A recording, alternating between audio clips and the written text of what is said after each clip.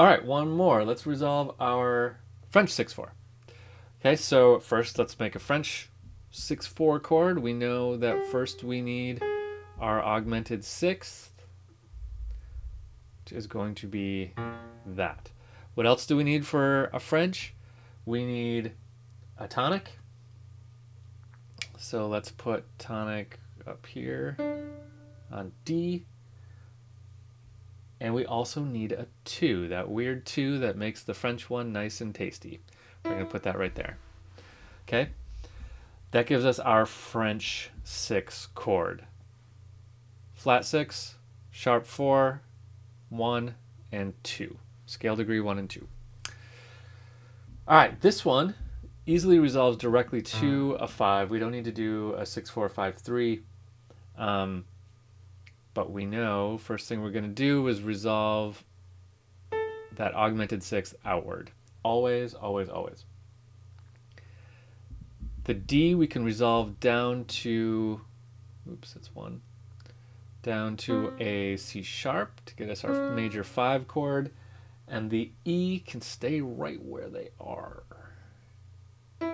That's kind of why we don't have to do the 6/4, 5/3 here, because the E can stay right on E.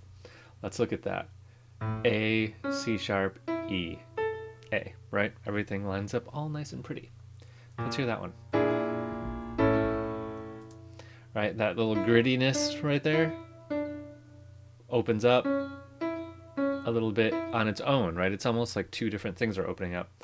The augmented 6 interval opens up, and the second opens up to a minor third. Okay, let's label this. So here we have French. I gotta stop doing that. Oh my gosh. To a 5. All right, let's hear them all in a row, just for fun.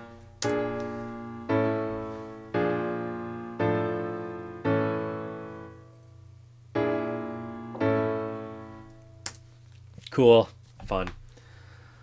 Okay, so that is the best way to do voice leading and resolutions of all 3. I'll wrap this up into a nice little kind of rules of voice leading and doubling in a minute.